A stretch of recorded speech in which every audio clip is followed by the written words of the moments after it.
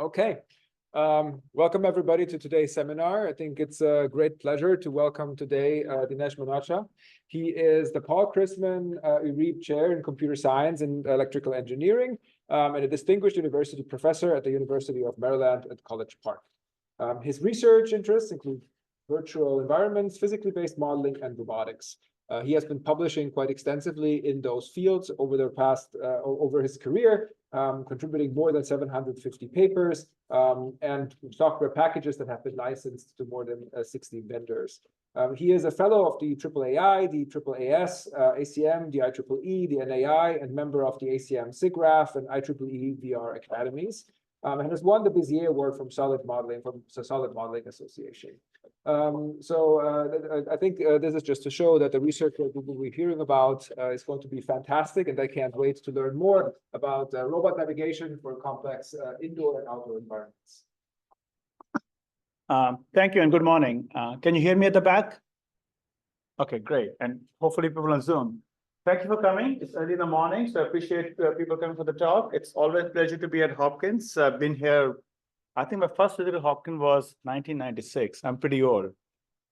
I don't know how many of you are here that time. So I have a lot of old friends here. And of course, I'm at College Park, 45-minute drive south, depending on which you do, and have a lot of great friends here. So I'm going to talk about, some of the work I've been involved for a long part of my career on robot navigation, which is a classic problem, And it's interesting to see, this is good to be in robotics again. We all claim robotics is hot again, thanks to machine learning, right? And we're seeing a lot of excitement every day. And where are we today and where we want to go to be? So the work I'm going to talk about, I have a large group at University of Maryland, some of my current former students. Besides my lot of PhD students here, I want to acknowledge 3 sets of collaborators. We have a very large cooperative agreement Army Research Lab, and their lab is actually not too far from here, Great Sioux Quarter. I work with the people there, quite a few of them, Jason, Pussy, and Damon. We are part of a big collaboration with Amazon, the Astro Robot, and also more recently I've been working with Google. Google was trying to do AGI with LLMs, so we're trying to see what we can robotics there. So as I mentioned to you, you got a lot of wonderful robotics people here, so it's kind of preaching to the choir, But robotics is getting a lot of excitement, especially humanoids, right? All the big rich people, Jeff Bezos, Jensen, Elon Musk, making a lot of noise about humanoids. Let's see where it goes to it. But clearly, 4-legged platform, quadruped, you'll see a lot of work we are doing in that area. A lot of work in other kind of small robots. And of course, Hopkins has been the place in medical robotics. So I don't know to tell you about that at all. So we're seeing robots, a lot of hardware developments are happening. In fact, the thing I'm hearing is that the engineering of the hardware is going to get much, much better and reliable. The hardware's got cheaper and better. We are really at a tipping point of that. But that's not what my group does. A lot of wonderful people doing it. As the hardware comes up, what I'm addressing is one of the most classic problems in robotics. This goes back to robotics as a field came up in 1960s, the first robot deployed. And one of the problem area where I've been spending about 30 years of my life, we call motion planning or navigation. So this, if you take undergraduate class on robotics, you'll learn about it. So the goal is to develop nowadays, the key word is autonomy, right? We want robot to make its own decisions, autonomous cars, autonomous mobile robots, your Roombas at home, right? So the simplest definition is you put the robot in any environment. Today, I come to Hopkins campus. I'm going between Malone Hall and this building, walking the campus. Can the robot find its way wherever it wants to be, just like humans do? And of course, if the places are empty and simple, problem is easy. Life gets exciting, which I'll show you when problems are cluttered. So can we work through cluttered spaces very easily? That's a big chunk of my talk. Now, this is 2024. When I was working this in 1990s, I didn't dream we come this far, but we have come this far. You see robots, there are many restaurants in Bethesda. They bring food to you on this waiter robots. I'm working a lot with Amazon. I'll show you, they have introduced a consumer robot, Astro. I don't know how many of you have played with that. Supposed to be a robot in your home, costs $1,500. You can go out from Amazon, you'll get it in a few weeks. Security robots.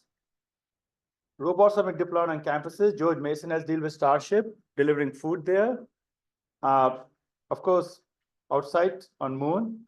There recently a lot of interest, especially with quadrupeds that have come up from Boston Dynamics and Ghost Robotics. They have much more dexterity. So people are using them for remote inspection, in your data center, in your radiation sites. Can you do robots there? So clearly, these kind of mobile robots are great coming up. So what's the challenge? A lot of demos that you see of Boston Dynamics robots, you don't realize they're actually teleoperated. You just see a nice walking robot, somebody controlling remotely, they're not autonomous. And even if you see robots like this, these are good, but they are not challenging enough. So our goal is to develop autonomous robots in much more challenging environments. So what makes this problem hard? Firstly, it's autonomy. Autonomy is a word which sounds great, but in robotic system, it's still very hard. And autonomous car companies are learning the hard way after spending a lot of money. Especially as we go to cluttered environment, human environments. And humans are some of the most challenging situations. So how can robots navigate human environments very nicely into what is called social navigation? Robots should be like your friendly friend. So these are challenges that come up here.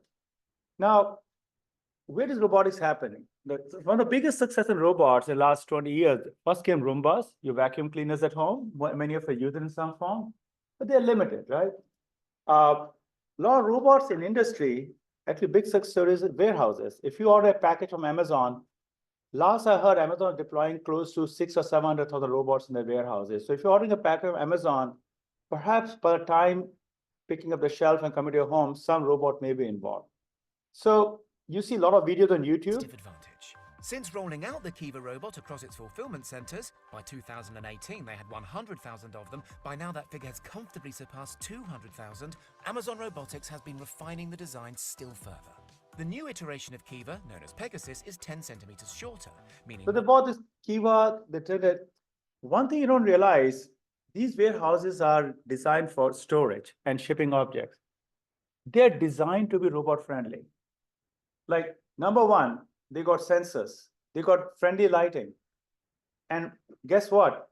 They don't let humans go. If humans go, they have to take special precaution. So these warehouses are designed to be robot friendly. The places that I live, my building at University of Maryland, your building at Hopkins, my home, my hotel, my gym, unfortunately, most of them are not robot friendly. In fact, show you, we got this great building at Maryland, a building, computer science building. It's all glass. It's great to be there, but it's very hard for robotics. So I say, let's go deal with the problem. So robots work in control robots. The one thing I want to bring about is one of the challenging projects I got involved. This is Amazon. Now I'm going to show you their promotion video. Of course, that looks very nice. This is a consumer robot. They introduced it in 2021.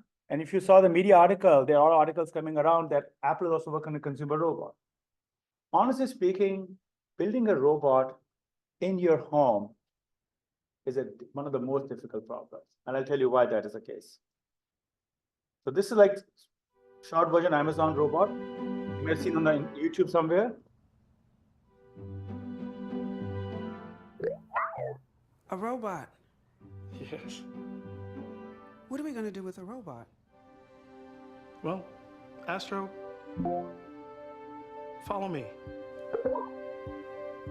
Just like Astro, like a device, like something like Alexa on the home with a camera, everything, interacting with you, playing with you, supposing all kind of fun stuff, right? This is the thing. Now, I went to Amazon multiple times. They have this 2-bedroom lab, like a 2-bedroom apartment. It has your living room, your dining room, your kitchen, your bedroom, your storage, and this thing. My question number one for you, in your home, which room is the hardest room for a robot? Your bedroom, your living room, your study, your gym? Kitchen. Its bedroom becomes very messy. Okay.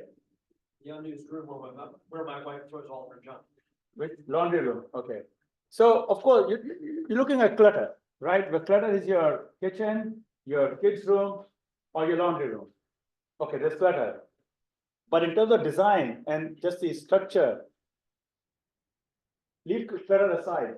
That's not the hardest room. Dining room, because it's got tables and chairs. That's clutter. So, Okay. the hardest room, guess what? Is your bathroom. No, why want robot in the bathroom? No, that's a separate question. I'm not going to answer that part. That's not my job. That's security privacy.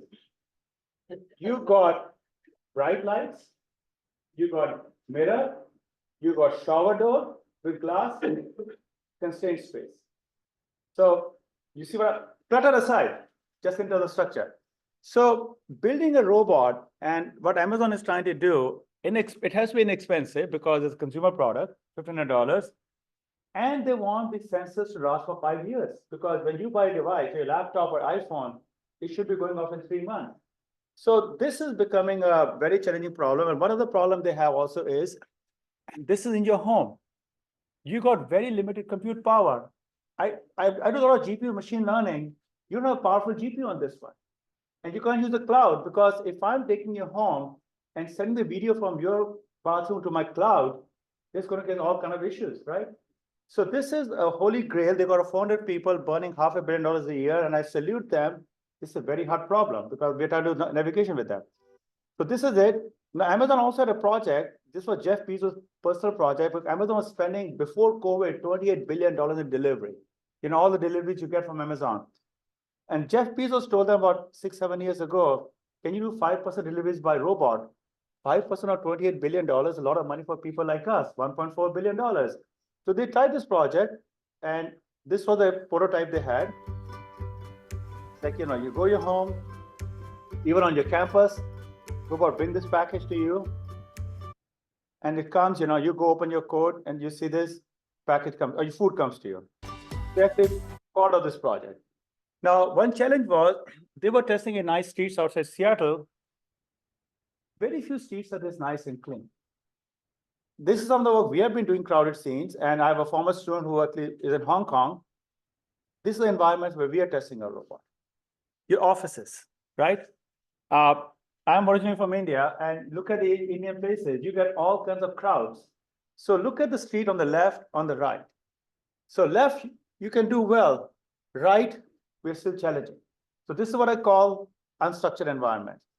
And when you talk about robotics and all this stuff, an autonomous robot, the most excited in terms of money and the media attention has been autonomous cars for the last 10 years. Elon Musk promised us to have solved the level 4 autonomous car problems in 2018. I have a Tesla and I tried the latest FSD2. I don't turn it on. I heard the last time that the autonomous car industry and burn about $70 billion. And you see they're tested in, I've taken rides of one in Google and Waymo in San Francisco, LA, you know. They're getting there, right? But they're still driving in areas which are very nicely mapped, clean, well-structured. Now, this is, you know, and we know where Cruise had things happen there, but majority of the world population doesn't have nice streets like this. I work with a company in India, and we got a data set which we release on the web. This is what I call true driving, because 70% of the world population is driving in a situation like this. This is called, we call unstructured driving data set. Lots of video clips like this, and you can see all diverse behavior. But the point here is this one. I play this and compare the two videos here.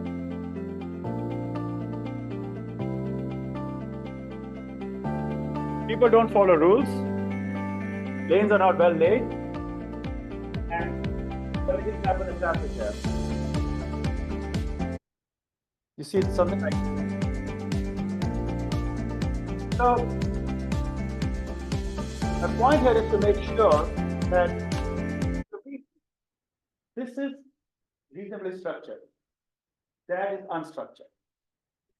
So this is the kind of situation we want to go towards trying to make robot autonomous driving. So this is because that's where the big challenge is there. Now, even Amazon Astro, right? They got all these reviews on something. And people were saying they're testing it out. That's the problem they came to us with. The robots in the home get stuck in your clutter, right? You talked about your kid's bedroom and all your laundry room and all that stuff. This is like one of the BBC reviews. You see robot get stuck.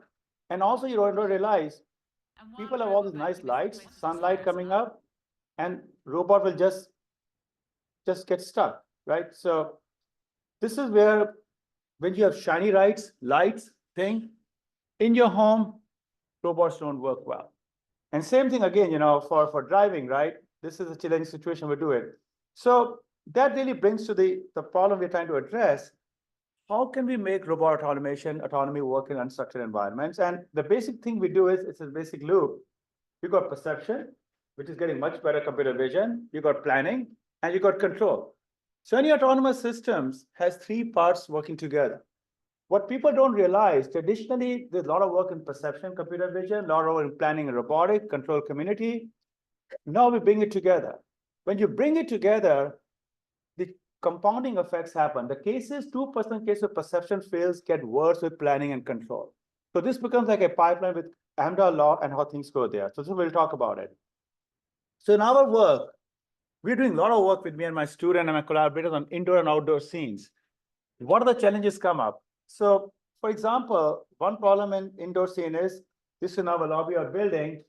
When people come to you, sometimes next to humans, robots get confused. It's called a freezing problem. Like basically, you can't make a decision. So what thing you do? You stop. This is our building with all the glass, beautiful glass building. Robot gets stuck. And the last thing I want my donor to get mad at us that my robot hit the glass in a beautiful building. And if you get a spot robot, which has a lot of sensing like this is also our building, it'll go and look at this vegetation, either it'll get stuck, and this is what happens. So anytime you take robot to different places come up here. So what you see are the challenges which you're dealing with your indoor scene with, I don't know, humans, glass, or all that kind of stuff. And outdoor scenes, you got terrains, you got vegetation, you got all the challenges. So this is what my rest of my talk is going to be about, dealing with these kinds of problems. Now, this notion of doing robotics and motion planning is not new. As I said, I must have been in this area for 30 years. And some of the earlier work goes back to 1970s. In fact, I think I saw some from Hopkins too, some theory people come from Hopkins. This is just to show you how this field of progress in 40 years. I really don't want to spend more than 40 seconds on this. But you see how different methods came up, a lot of algebraic complexity method, then a lot of potential field from control theory came up, then a lot of work in geometric methods came up, the randomized algorithms came up, and optimization came up, physics came up. So this is a pretty rich and wonderful area where a lot of great things happen. Now, this is what we call the classical model-based motion planning with a rich 30 years of wonderful history of there. Why they don't work? So if you look at this kind of existing model-based motion planning, they're good for static environments, but most of these methods actually assume a nice representation of the physical world. Now, in the new current world, with all the machine learning and vision sensor, with cameras and LiDARs, we don't get that.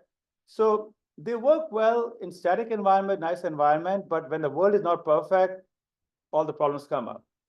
Now, in the last 10 years, machine learning, just like they revolutionized computer vision, they revolutionized NLP, they also showed impact in robotics. There's a whole conference called Coral, Conference on Robot Learning, which has 1,000 people attending, right? Machine learning people have shown some really amazing results, like things which we could not do for 30 years. Oh, we could do this. Even autonomous driving, is machine learning, right? They're good for sensor uncertainty. They can do plausible action. But the problem in machine learning is you can't give any guarantees. And that's why we have all these Tesla accidents. I've been driving a Tesla, I don't turn it on. They all need good data to train. Where do you get data from? And we do sim to real, the domain gap comes up there. So this is where we are stuck here. So this is, we looked into pros and cons. And of course, a lot of computer vision. In fact, I'll tell you upfront today, even though computer vision is considered very mature and getting a good field today, in my talk, I will say at the end of the day, scene understanding is still one of the biggest bottlenecks. You always run into corner cases, and this is what autonomous driving industry is learning. The tail is so long of corner cases, never perfect. So computer vision works well, especially when you have data and a lot of training and generalization. But the whole notion of going to totally new kind of situation comes up, and that gets brought up. So one of the biggest things we're doing is combining perception and vision methods to really do it well, to solve these challenges well. That's number one. The second problem that really happens, don't realize, if you go to a conference like CVPR or ICCV, uses a fantastic computer vision papers, like especially now with LLM, what they're doing.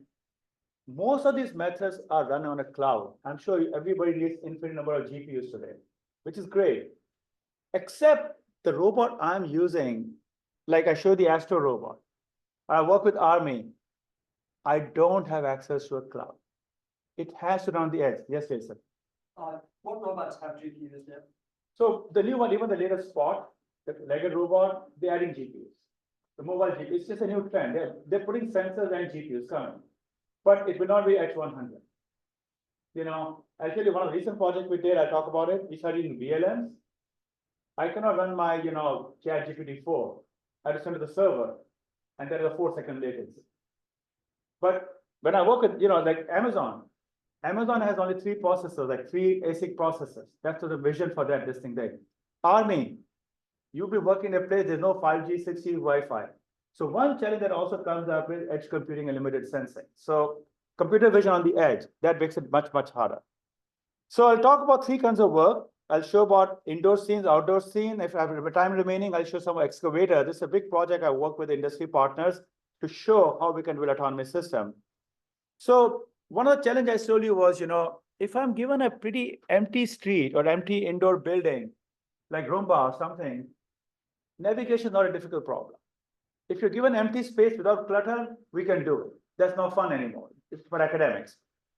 The real challenge comes up in crowds and how dense the crowds become. You go to Asia, crowds become very hard. So I've done previously a lot of work in crowd simulation for my high-end computer graphics. We looked into moderate crowd or high crowd, depending on density, like you're less than 1 person meter square or more than 1 people. Now, humans are actually one of the most unpredictable people because you don't know how humans react to you. And you see that in my videos. So how do you deal with people, with humans? And in fact, one more thing, people in sociology and people in psychology study crowds. If you ever see a big crowd like this, they realize that 70% of people in crowds are groups, small groups of like a couple, a family of 4, a bunch of friends. So we humans can understand who are pedestrian isolated together, but how do we deal with them? So one of the things we're trying to do, as I said, there's a lot of work in classical geometric model-based method. There's a lot of work in learning-based method. We want best of both the worlds. So what I did here was, on the geometric method, something in green are their good features, but they cannot deal with uncertain data. In the learning-based method, the green are good features, the red are the bad features. If you see, the pros and cons sort of complement each other, right? Can I get the best of both worlds? So I can have all the benefits of machine learning in terms of amazing results, and yet some kind of explainability. So that's what we're trying to do right here, right now. So when it comes to human environments, first we start predicting how humans move. There's a lot of work in pedestrian dynamics. My own group did some work on that. So this is just a model of typically how humans walk. You probably will not realize if you're walking on a corridor, an average adult male or female walks at a speed of between 1.2 and 1.3 meters per second. There's a lot of experimental results on that. You could be slower or faster, I think, but this is how we model a human walking model. Now, one big challenge is as the robots move around, the robots have to adjust to your environment. Like you saw the Astro robot playing with a kid or a grandmother, right? So we have to make sure the notion of social navigation, robots should not come in front of you and cut through. It has to be a nice, friendly pal, So this is where we have to make sure robots maintain a comfortable distance. They need to know how humans are moving, adjust themselves, and they need to pass behind pedestrians, not in front of them, to be there. So you see this example, we build a simulator here, and you can see how robot is tracking human motion. And based on the human motion, it will pass behind the human, not in front of it. As I said, in big crowds, this observation people have done more than 70% people in groups of 2, groups of 3, groups of 4. You go to the street, you'll find it.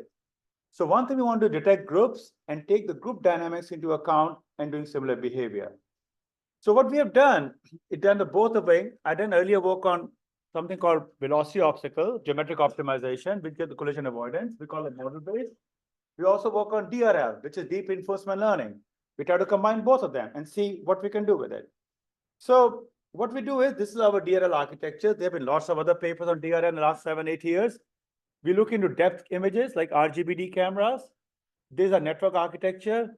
Now, to make any DRL method works well, just like any reinforcement learning, get your right reward function, put the right function, penalty, and you get it working. I always claim that reinforcement learning, a trial error is concept easy, but sometimes making it work is not so easy. A lot of engineering has to happen. But anyway, we did a lot of simulation, sim to real, did it, and you'll see our thing here, sim to real, we got it working. DRL can work well, but it cannot give you guarantees of freezing behavior.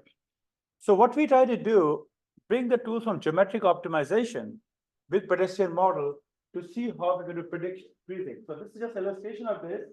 Here's a robot, and it's in 2D space. Every human pedestrian is shown like a circle. It's a pretty common approximation. You're tracking how they're moving, and based on pedestrian model, you also see how their motion happens.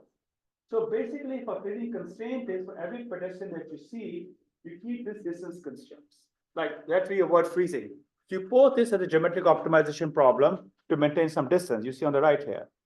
So based on different pedestrians they are moving, we classify them, are they potentially freezing or not? So it's a conservative geometric condition, they're potentially freezing or not. We construct a potential freezing zone, and we tell ourselves, if we can guarantee to lie outside the potential freezing zone, we can make sure there won't be any freezing behavior.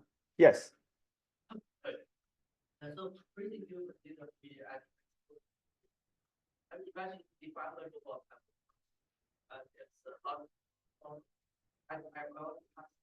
it's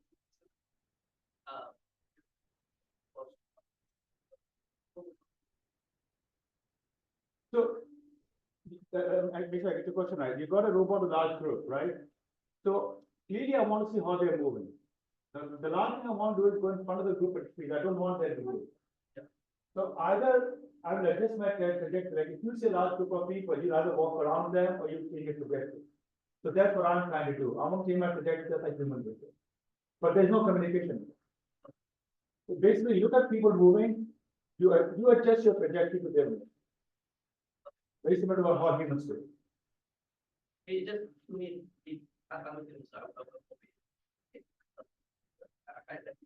Yeah, but see, humans communicate a lot of ways. In fact, human have body reaction. Sometimes we look at each other.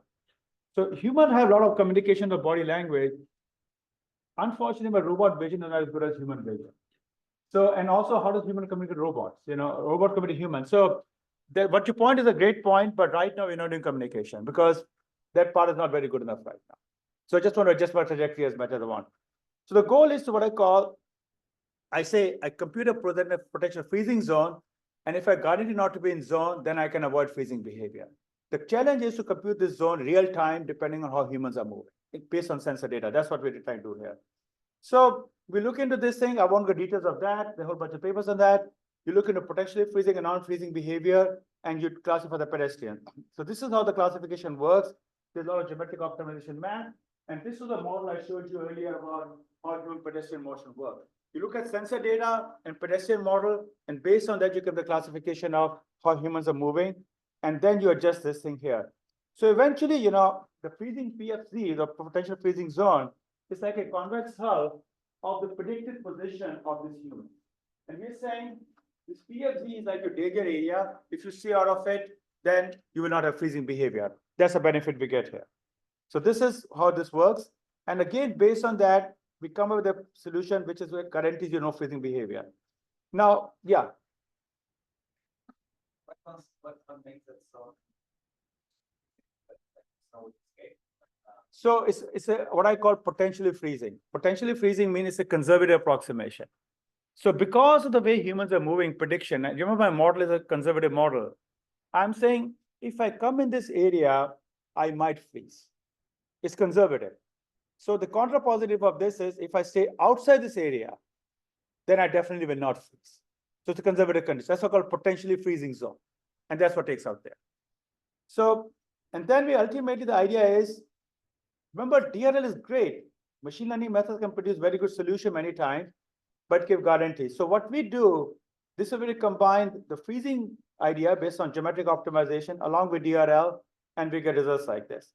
So then we go and test our system, and there are two metrics. One is we want to minimize freezingness, And then we also come with the metricness of social navigation, which is showing the robot is also quite friendly right here. So you see, we did some metrics. These are some traditional learning-based method. And you can see that our method based on this combination of, this. These are situations where we get very close to people, like 3 or 2 meters like this. It's not perfect, but we can see in terms of metrics of friendliness and freezing behavior, we really get much better results. Let me show some videos of how this works. So this is just a real model. This is the lobby of our building. You see, so this is in this case, we put the GPU in this laptop, this clumsy looking laptop with the thread. Now, when this is working a robot, it's totally mapless environment, and you see what humans do to you, robot, sometimes. They come and just stand in front of you, right? Just being mean to the robot. So this is the kind of situation you see, and robot can do it, but can get stuck, especially in dense situation like this, but going around it. But on the right-hand side, when you combine with our freezing here, see, it kind of looking at people, it's doing the PFC computation, freezing zone, and only adjusting so that you don't get a freezing behavior. You see how it goes around the people in a friendless manner, and just basically the goal is the robot should adjust their trajectories based on human motion as really as possible. Again, there's no communication here, but we are moving around quite quickly. And of course, we build a simulator right here. In the simulator, of course, we build behavior because in simulator, you can test many more situations in real world. But we found that, this combination of DRL benefits, or the learning sensor data, and avoiding freezing like this gave us some of the best behavior in terms of less freezing behavior and friendliness. So this is what we can show the combination can work well. Now, how do we go to groups? So this is where the challenge comes up. When you're walking on the street, humans can see there's probably a couple, or there's a family of 4, or a group of friends. You see dynamics, how they're walking, how they're moving together. But here in robots and vision, it's not that easy. So we have 2 jobs. We come with some kind of detecting cohesion. And then second is, how do you go around the group? So we call this called comet-based this thing. So then we look into people moving here. Different kind of situation comes up. Their close proximity. There's possibly, high cohesion, large group. We look at their movement and this thing, look at computer vision idea and classify them into different kinds of group behaviors, laws of totally coupling, and we take this into account how we move around. So ultimately, this modified algorithm becomes this. You use your computer vision method and proximity to refer out groups, identify groups, come with a freezing zone for each group now, because if a group of 2 people or 3 people are going, you don't want robot to cut through them. You want to go around it. So in this case, we form freezing with the whole group, not a single pedestrian. And basically avoid the group, go around the group and do that. And the same method works here. So this is again, the same math extends to group formulation and the optimization BIM, and we can do navigation dense thing. So this is just an example. We tested this in our simulation. The different groups of people move randomly. They come in small and big groups. The groups change, and you can see how the robot is avoiding the groups between them. This is, of course, the simulation. And this is, of course, real world scene. This is in our lab. We don't have big groups in our lab. This actually work was done during COVID time. We could not even do big groups. But basically, how a robot detects a group and go around with that. So this is dealing with interior navigation with the group. Now, this is a solution where we use deep reinforcement learning. We need a good GPU. And you saw the GPU in this case was laptop on top of my laptop. Now, as I said, other problem we're dealing with is shiny grass. So we got this great building with the glass, and we said we're going to best computer science building, but guess what? It is not robot friendly.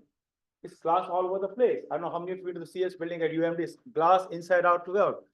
And even Amazon, right? One of the places glass. You glass when you enter the house in your living room, in the bathroom. So some of the things we have recently done, we have a new glass detection problem.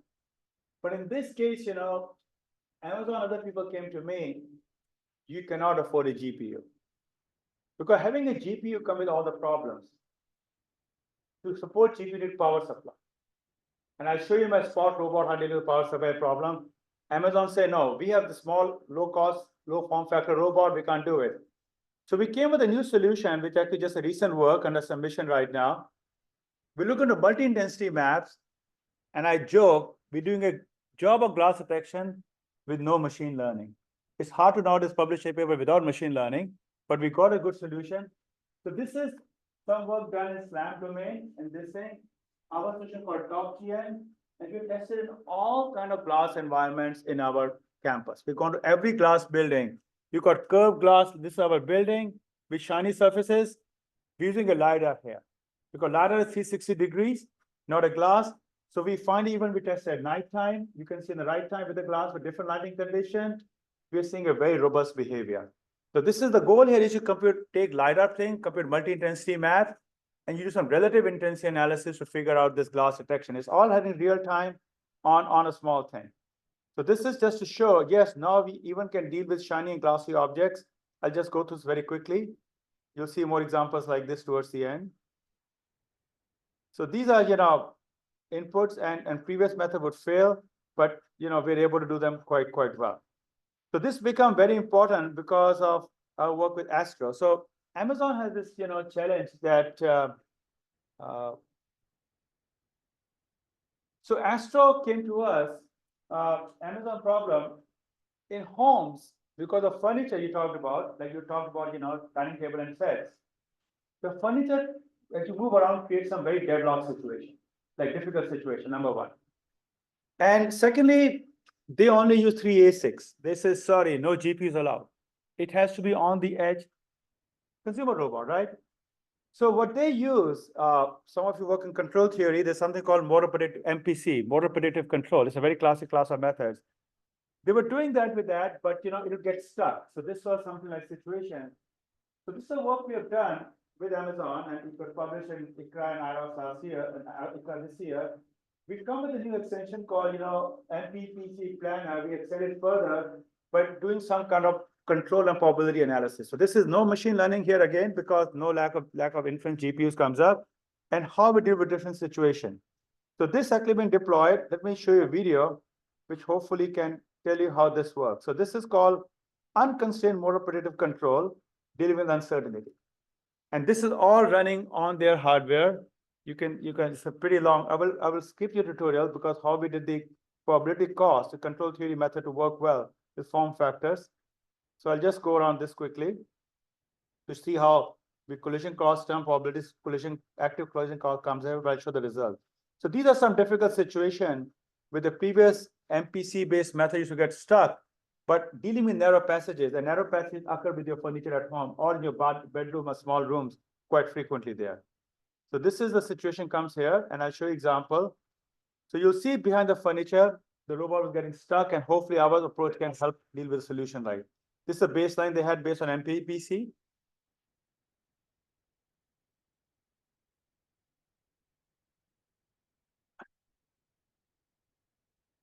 It probably go and just the collision will get stuck, but you'll see hopefully our solution will do much better right here on the right-hand side.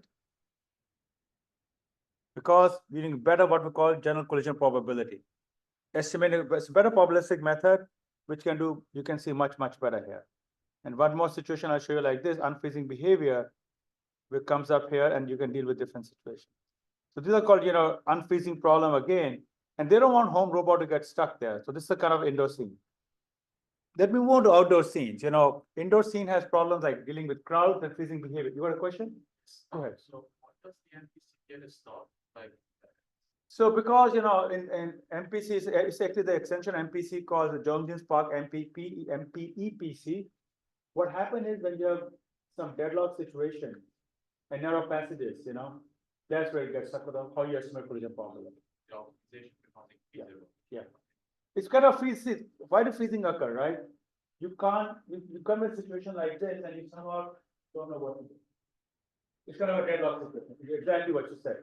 So in your robots, are you considering actuation constraints as well? I think because that's one of the reasons for this.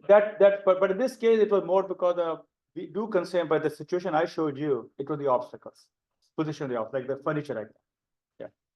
So let's go to outdoor scene. Compared to indoor scenes, at least outdoors are not as crowded. Of course, you could have crowd on the street, this thing. But this is a large project we did with Army Research Lab. They came to this problem. They have the robots like quadruped, like the spot robot, right? You see a lot of great videos, or the ghost robot which came out of UPenn, right? The problems are very different. Indoor, you always like a nice flat floor. It could be shiny, but it's nice flat. Like look at the flats around you like this. But outdoor, your terrain is bumpy, all kind of bumpiness. Imagine you go hiking, right? And you can use semantic segmentation, doesn't work well. And secondly, you could have vegetation. So I was telling this somebody in the morning, if I tell you walk through grass, even if grass is, unmowed lawn, it's about 8 inches long, you can walk through it. But if it's a bush, you will not walk through it because your brain knows grass is we call pliable, less stiffness, bush is not. So when we humans walk outside, like I was coming to this campus, or you go outside, cross the street, humans are very good at figuring this out. But my robot, with some sensors like cameras and LiDARs and edge computing, becomes hard. So the two challenges for us are surface properties and unstructured vegetation. You deal with it. So what problem they give rise to? So again, similar problem. This is we're testing spot robot. It comes and sees this kind of like, this kind of, you see the stem of the roof. I don't know if you could see at the back, like this. And again, it freezes. So a lot of time, the sensor on the robot doesn't see it properly. It freezes to come like this. And last but not the least, called entrapment, you get your situation where the grass gets in the robot joints, and you'll see what happens, loses control and stability. So these kinds of situations are very common. Again, collision, freezing, and instability because the command velocity is not zero, it leads to this kind of constraint. So now we're dealing with environment with this problem. So what are the challenges? Other thing in robot matters is the dynamics of robots. So we play with two kinds of robots. These are wheel robot like a Husky and a spot robot. Quadrupeds have been very cool last few years. They're not cheap. They're getting cheaper now. But the dynamics are very different. Quadruped spot can even go up and down the stairs. Wheel robot cannot. So what is traversable for spot may not be traversable for this robot. Now, you can bring all the idea from computer vision, semantic segmentation, but semantic segmentation doesn't take into account robot dynamics. So the notion of what is traversable depends on the robot itself. It's like human. A small kid cannot go, a big adult can go.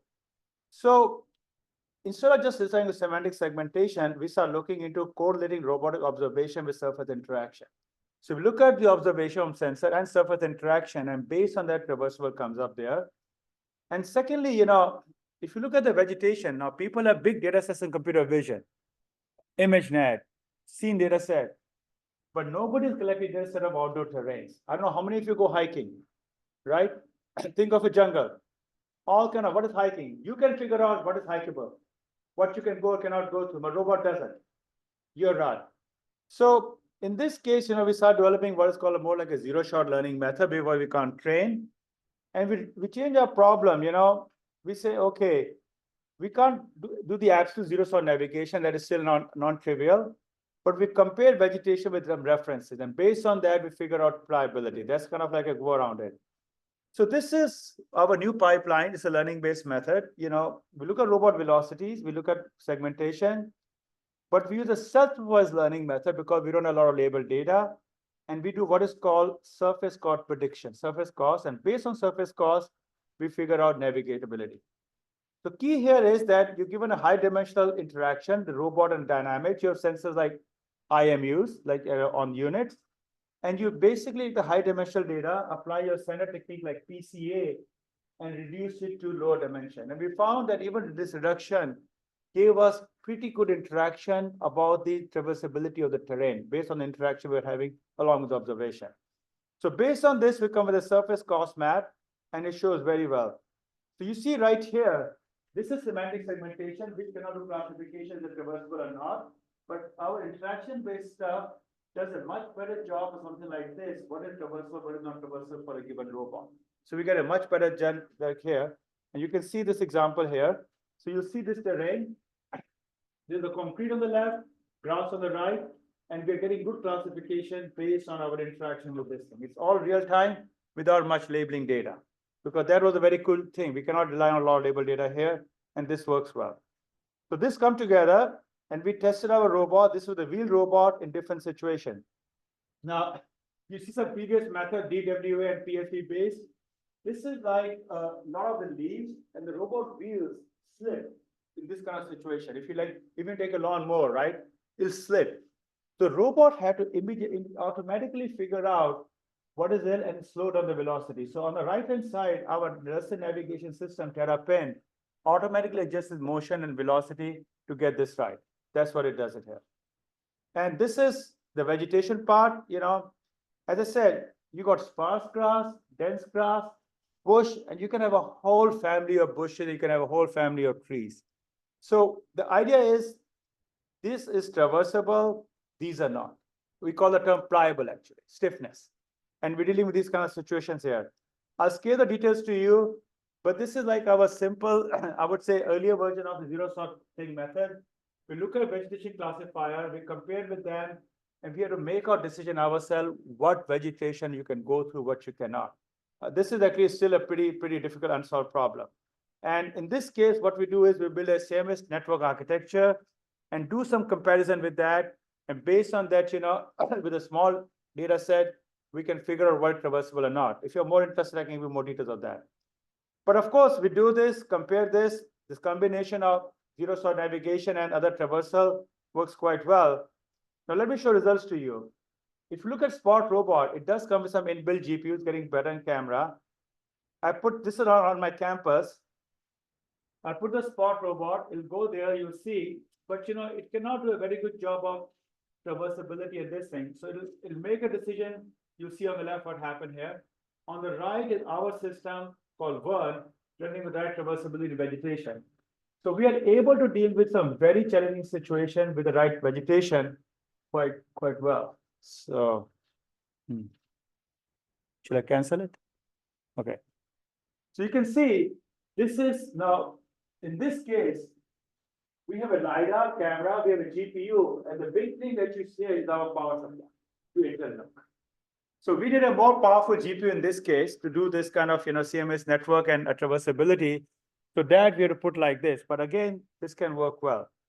In fact, we've done this work quite a bit with with ARL. So this was a big demonstration we did last summer at Gracious Quarter, which actually got a lot of good feedback from Army people. Army had this challenge. They put out this graph which was 5 feet tall. They just did not mow the place for 6 months. And they said, let the robot go through this tall grass. So I had to put a flag on this because I was worried my robot could get lost. I can't see the top. It's kind of hidden in the dense grass. And you see how this goes there. So this was one big demonstration we did with them. This is totally autonomous going through the tall grass. It's very dense grass. It has to figure out what is traversable. In fact, we're also doing something called proprioception here, which I didn't talk about, because sometimes when you walk in this, you can't see it. Your senses really fail you to feel the ground to walk over. So this is, to the best of our knowledge, one of the first robotic systems which can deal with outdoor robots in autonomous manner in dense grass. Of course, this is still the first step. They won't deal with incline, they won't deal with mud. They got all kind of challenges outdoor terrain. I just hope they keep funding us because there's a long way to go to solve this problem. So this is saying, now one thing which has recently come up a lot, everybody's jumping into VLM and LLMs, right? There's some lot of amazing things, ChatGPT-4, Gemini, this thing. So it's a pre-trained model. Now I can't do it because I can't afford it. The Googles and the OpenAIs can do it. We started working this collaboration side with DeepMind. Google is claiming this VLM are AGI. Now that's a separate debate. I'm not going to get into that. But clearly, they are trained on millions of videos, YouTube videos, right? There's a lot of knowledge there. So we start looking into it because for us, the real challenge is still in the terrain problem. You can take me a totally different kind of terrain. My system may not work well because I'm not sure my vegetation classification works. So we say, could we use the scene perception capability of VLM to improve our perception? So this is where we didn't use GPUs, but we had a good network. So this is a system we recently put together called Convoy. We do perception with VLM. And the idea, you look at the sensors, this LiDAR something, you perform what is called multimodal visual marking. And we turn into what we call context-based text prompt, and we send it. Except in this case, we couldn't run the VLM inference engine on the robot with the network. A network had a few seconds of latency. That case problem. But I'm hoping industry will solve the problem. They'll come up with some very fast inferencing hardware for VLM. The Googles and the Meta and OpenAI will do it. But eventually, we're able to do it. And you can see this idea was use this multimodal visual marking to look at the scene in perception. You can see these marks. We put the marks mode empty region, turn them into prompts, and then you good it. So we went and started testing it. Basically, the good thing about this was this model is pre-trained. So I didn't have to deal with the training 100 images I had to do the previous case. It's really zero shot detection behavior. So that thing is very, very promising, you know. So no environment training is needed. And we started testing it. Actually, when we start testing in our campus, one of my goals is my robot managing the big campus can cross a traffic street. You know, people like me do jaywalking. So we actually found some really interesting behavior with this. You see some good numbers here. This is recent work we've done. So this is the indoor scene. You can see how we look at visual marking, and then we send to this is versus, you know, GPT-4 and Gemini. We look at both of the systems. It's visual marking, detection, prompting, and that is scene perception for the robot. This is indoor. So indoor, this is an easy scene. This one is not difficult scene to do it, but we start doing outdoor. So this is our walkway on our campus, you know. The fun thing, interesting we found that actually it was able to social navigation quite well. So the VLM have some good capabilities in the scene understanding, which is leading us some good navigation behavior. So I'm actually feeling, I was not very confident about it, but now, and one thing we did here, when a human robot thing does, they take the shortest path. This robot I showed you previously, it was a very good citizen. It automatically followed like crosswalk. Yes, Jason. Sorry, I'm a little confused about what the vision language model is doing. Because I don't see any language output here. There were some numbers. Yeah. Is it just labeling objects? Okay, Or see. labeling, because it's free space, it's labeling types of terrain? That's Or correct. is it asking which part of the road should I stay in a prompted language model? And it answers, you should stay in the crosswalk, which is shaped, which is the black and white Yeah. stripe. So it's mostly a visual part. You're not getting language output. You're absolutely correct. You know. So there's not much language. It's basically what I said. I'm doing perception. So it's called, I use the term VLM-based perception. And So how does basically, it understand the crosswalk? so crosswalk, it has, this was amazing knowledge that I'll show you. This actually video was really interesting to saw. When it worked, when I couldn't believe it, it basically look at the visual marking and it telling us robot, it itself figured out that robot should not do this behavior, but it should do this. So it guided the screen perception load trajectory to follow these over those marks. And even this one case is obstacle, the VLM automatically did this turning behavior. And that's because it was supervised by teleoperation demonstrations? No, it just it was all just we just started this is the Gemini 4. We just fed it with the Google people. It's a scene perception. So I'll tell you one thing I was dealing with. This was I was having a lunch with Google people last summer. I came into example. So let me answer your question. I think I know what you're getting at. I saw example. I was in outdoor terrain. There's a tree covered with soft leaves. Okay, it's a difficult problem for robot because now you see the pattern of tree. So you know it's a tree with a soft leaf, but computer vision doesn't know. I just think soft leaf. So I took that image and fed it to the bird. A text output came, tree covered with soft leaves. So yes, output is a language, but the language output that it gave me or the scene understanding was much richer than what I could do with my own perception system. Right, my question is, after you convert it to words, Yeah. how does it know that the word crosswalk means I should walk there? Okay. How does it know that soft leaves means I can brush past? it? Well, so in that case, in the previous soft leaf, it told me tree with soft leaf. Yeah. Because it gave me tree, I said, don't do it. So it identified a tree, right? So that was avoided. And this time it gave me crosswalk. And then I should follow. And is that a hard-coded rule that crosswalk is a place to go? Well, so that's the navigation behavior. Yeah, okay, You can, it's kind of, it's semi-hard coded, you can say. okay. Yeah. I'm sorry, Yeah, I'm just but- trying to get more. Yeah, that's right, but you're right. It's identifying the crosswalk for me, asking to go to crosswalk. It's prompting me to go over crosswalk behavior. But it gave me that knowledge base. That was the point there. So yeah, let me just take 5 minutes to go. So this is just saying, one more system I just want to show you. I will not go details of that. So show you robot navigation, indoor and outdoor, you know. So one other place where robotics is going to make a big impact is actually construction. right? You're going to be making buildings, right? So a few years ago, this is somebody asked us a team, work with a group of research, can you build autonomous excavator? This is totally different from what I've shown you all this time. I'm sure you have building construction going around here, right? You saw excavators, right? So this is a project we started about in 2020. It took a 3-year project. It was a very complex project. And some numbers are outdated. I don't have this paper on science robotics that about 4 or 5 years ago, somebody estimated 3.6 million excavators used worldwide. In China itself, the big construction boom was 1.8 million. So these excavators are used in construction, in mining, and they're not in the most friendly environments. 24/7, cold, mining with toxic waste. So the question was, you see the excavator here, humans guides. So we said, can we roboticize this system, autonomy? That was our story. So we put all kind of sensors. You see there are LiDAR, camera, inclination sensor. We want to build autonomous excavator. One thing that made the problem this easier, because when you do construction excavator, you anyway zone out the area. So there are no humans involved. And typically there are no other obstacles involved. So the kind of thing of dealing with humans was not the here. This I'm just going to do very quickly.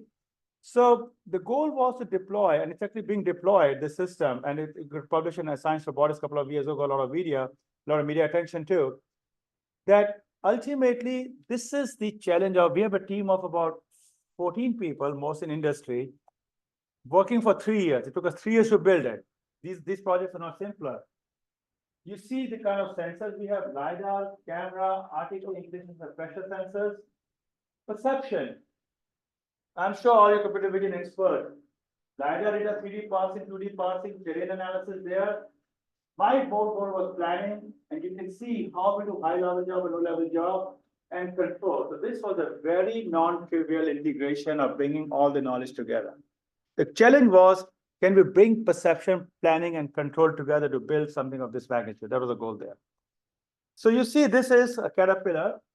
Right now, this is human operated. Of course, expert human know how to operate it to get the maximum number of sand here pulled in for this thing. On the right is our autonomous excavator working. This is toxic. It's not even safe for humans to be there with all the fumes coming around there. So this is the version of autonomous excavator there. And you can see one challenge was, again, these are not very friendly environment. This is all kind of outdoor scene, dry soil, wet soil. You got big rock capture. Again, outdoor terrain complex. These are not your nice friendly structured places. So we had to spend a lot of effort dealing with that. So this was a big demonstration that the thing there. You can see this is a big public show event. It's working here, except there's no human involved. So this, while was an expensive project, but can tell you the state of the art, if you can do a lot of computer vision for this thing. Now we did manual labeling of data to make the perception work well. I'll honestly tell you. Perception, planning, control can work together. And yes, and not only this was demonstrated, it has been deployed. And you can see this is working here with sticky and toxic material. This is where the driver would sit, except there's no driver on the right-hand side. And this is working toxic thing automatically here. And we want to show that it can work for 24 hours. So we did this exercise. 24 hours, you got this camera. This was the camera at midnight. 6 a.m., 12 p.m., 6 p.m. It worked 24 hours, and you can see, if you carefully look at it, you can see how the excavation, operated. So this was the first world autonomous excavator I built, and this was a huge engineering team working on this project. But this gives you hope that if you have a problem where, unlike autonomous driving, where worry about accidents, humans, if you can constrain the problem and you can bring computer vision, navigation planning, and control, you can build autonomous system. And this you can see there's a whole industry in that. So that I'm getting close to my end of the talk, So our goal has been to build autonomous system, even though autonomous systems is a challenging thing, but I've shown you example of we can do indoor robot navigation, very dense crowds. It's getting deployed. We're going to outdoor navigation. This is a lot of work with Army, with spot robots. And consumer robot is taking off. You know, I mean, how many people are buying Astro? The Amazon won't share the numbers with me. But if you buy Astro, you will see this, it has MPPC method is being, being shipped out there. I'm hoping Amazon will sell millions of them, but that's beyond my control.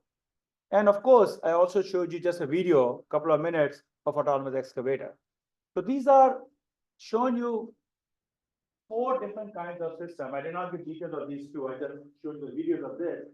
But yes, you have technology today where you can do autonomy problem in certain cases. But having said that, I maintain developing autonomous system is still hard. The science of autonomy is still not well understood because in all the results we did good algorithm, but especially excavator and Amazon, there's 400 people team working on the problem. And corner cases coming up there. So dealing with general unstructured environment is still pretty much an open problem. We have come a long way, but any construction sites, road traffic, uneven terrains, snow, bad weather, there's still a lot of challenges we got to do. So ultimately, one thing we are trying to look at is there's a lot of work in the last 4 decades on construction planning control, but there's not much science on combining them. And as I said, if you tell computer vision today, you got 98%, oh, it's a big ICCB paper, but your 98% accuracy computer vision, the 2% accuracy for you makes problem. And I still maintain today, I talked to my computer vision friends, computer vision is a bottleneck. There's a lot of bottlenecks, but computer vision bigger bottleneck because you can't deal with the situation right there. And ultimately, it's all about AI, machine learning. There's a lot of media hype about that. Ultimately, a robot autonomous system is an example of what I call a physical AI system. And one problem with physical AI is, unfortunately, physical world is unforgiving. So, and that's what autonomous driving industry is learning. One Tesla accident becomes a headline news and can be life and death. So this has become very challenging for us that, we want to build physical AI systems there. In fact, one of our recent papers, we actually just came up, we are doing VLM and LLM, just like myself. In our recent paper, we found out that if you deploy VLM and LLM, there's some serious safety concerns. It actually, adversarial attacks can get even worse. So while jumping on VLM, there are problems. This got a lot of media attention there. So that really brings up to, the biggest challenge I see, I just put together a book on this topic. How can we develop explainable AI method for robotics? I see that as the biggest bottleneck. The science of explainable AI for robotics, I still think is a very open area because building system with guarantees, people who work in formal methods or control theory remains there. So I'll just stop there. I want to thank all the sponsors and collaborators here and glad to take any questions or feedback I have. Already over time, so I think we have time for maybe one question. I have a question, but it's not about the machine learning or the Sure. It's more about the sensing. You had said you had a hard time sensing glass. Is that because of the nature of the physical glass and you're using sensors like LiDAR and cameras? Why not use sonar? So Maybe Dinesh, you can repeat the question. okay, the question is about sensing. They say I talk about glass. Why I just use cameras and LiDARs? Why not sonars? So a couple of things. I'll answer your question this way. I actually wrote a paper in CVPR 7 years ago where I took a Connect and sonar. The problem with sonar I found is audio or acoustic sensing. The orientation made a lot of difference. So we tried with sonar, and depending on the relative orientation, robot could have any orientation. The glass could be curved. So the orientation and the sensor was, at least our experience was not good. So that's why we wrote a paper 6 years ago, but it's not as good as I want. The solution I propose today, actually now I'm saying with the LiDAR and multiple density map, now we can do it. Because LiDAR, one thing is a 360 LiDAR. So that takes off your relative orientation problem, right? And also LiDAR doesn't depend so much on the lighting conditions. At dark time, just like this thing. So right now, I'm feeling pretty good about this LiDAR-based solution, except the problem when I go to Amazon, guess what? LiDAR is expensive.